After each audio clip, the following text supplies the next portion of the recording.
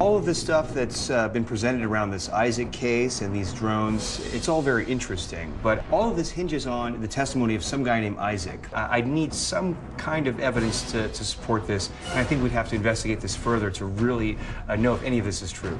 Is this real or is it a hoax? The search for the truth only adds more layers to the enigma. These photographs, reportedly shot over California in 2007, show craft possibly reverse engineered by our government from captured alien technology. Although the Carrot documents allege that reverse engineering is being subcontracted out to private facilities, most UFO researchers believe that if it's taking place, it's being done at high-security military bases. Coming up with a lot of documents here about underground bases and their connection to reverse engineering. The file includes a declassified, formerly top-secret 1952 briefing prepared for incoming President Dwight Eisenhower. This says top secret, eyes only. It's prepared for President-elect Eisenhower, and it goes on to say that the Roswell crash was real, and the wreckage of the craft was removed to several different locations, one of them possibly Area 51. Two names have become synonymous with reverse engineering: Dulce Mesa, New Mexico, and Area 51. A number of scientists and engineers who worked at Area 51 reported suspicious activity at the site. Robert Lazar supposedly was one of the people who was asked by the Air Force to go to Area 51 and give his advice on how to reverse engineer the propulsion systems of all the craft that were kept at Area 51. Bob Lazar surfaced in the early 1990s, claiming to have been an engineer who worked at Area 51, supposedly reverse engineering captured UFOs. Here's a story about a guy named Bill Uhouse, who is a retired mechanical engineer from Vegas, who claims he worked with an EBE, an extraterrestrial biological entity. Right. Another purported base involved with reverse engineering is located underneath the town of Dulce, New Mexico. Dulce is a very secret military base that is underground. According to the United States Army's own mining engineers, this is the most heavily tunneled area in the entire world. That ever since the late 1940s, we've dug tunnels in all these states. Dulce is one of those tunnels. I know that there are bases that are tunneled deep into the ground for their protection so that they can survive, let's say, a nuclear attack. But are there these secret underground bases where reverse engineering vehicles? That I can't say for sure. A subject surrounded by secrecy is always an easy target for hoaxers. And digital image manipulation has made their job easier than ever, which isn't to say that the photographs aren't real. Ted meets with computer graphics specialist Phil Crescenzo at his studio in Agora, California, to analyze the drone photographs. The light for these objects appears to be coming from this angle. Right. You know, I'm not sure that that's the same angle that the light for the telephone pole. If anything, I would say that it's deceptive. Phil has noticed that all the photographs show the craft moving toward or away from a wooded area, but never over it.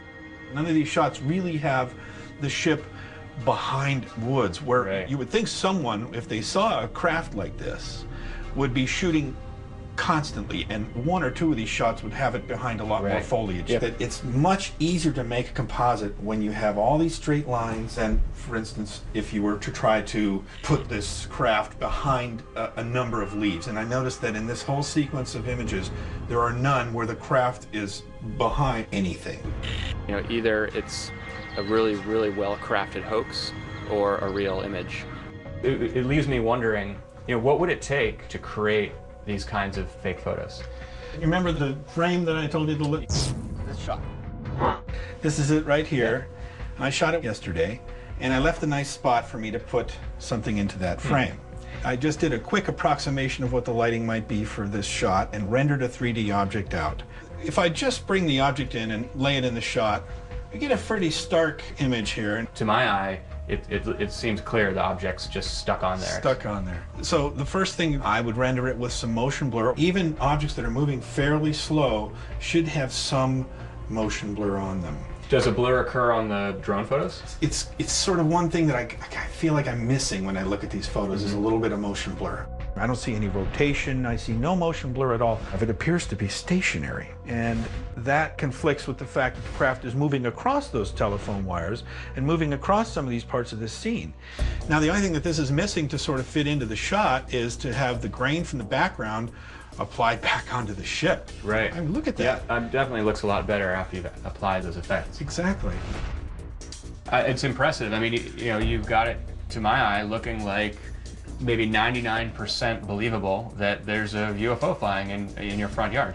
But you can see how someone with even more time would probably be able to create a very convincing image. After all of this analysis, you know, what is it? Is this real or is it a hoax? I would tend to go with this being a computer-generated image. At the end of the day, we weren't able to prove that these were fakes or hoaxed. On the other side, we weren't able to prove that they were real. I'm not sure it's possible to do that. And bottom line, you know, I'm just not going to believe that we're seeing a real UFO solely based on a set of images. If the Carrot photos and documents are fakes, they are extremely good ones. Somebody has spent hours creating and detailing these documents. Why? Why are all the photo witnesses anonymous? Nobody's come forward. We have no identifiable person who says, I've taken these photos. So this whole thing smells like a hoax? Read in between the lines here. And at the top of my list is disinformation. Okay. Are they trying to hide real alien technology? Are they trying to hide that we've been visited by extraterrestrials? Or are they just simply trying to hide a super secret weapon? But for me, the bottom line is there is a secret here that's being protected, it's being cloaked, and that's what MUFON's here to find out, what that secret is. It's a matter of record that revolutionary forms of aircraft have been attempted in the years after World War II.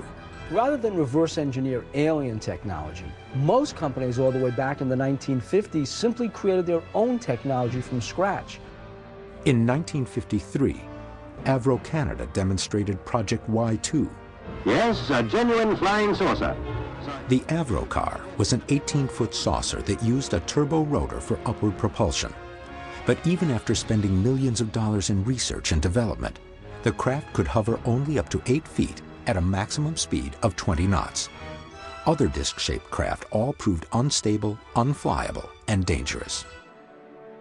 But one man claims to have helped build a successful flying disc, not for any government, but for a private organization in Oklahoma. I had an experience on board this 45-foot craft.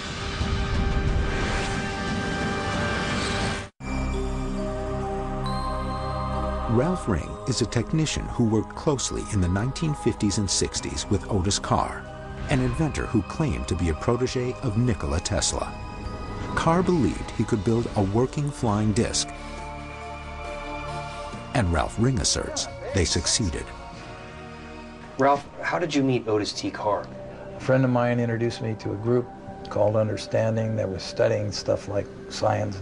They brought Carr and his entourage out, and we got up there and brainstormed, and we decided to get together and build spaceships. 1958, Oklahoma. Otis Carr starts construction of the OTC-X-1, a 45-foot flying saucer. He describes his invention on Long John Nebel's New York radio show in 1959. We have a truly space vehicle that does not burn up its energy in a few seconds.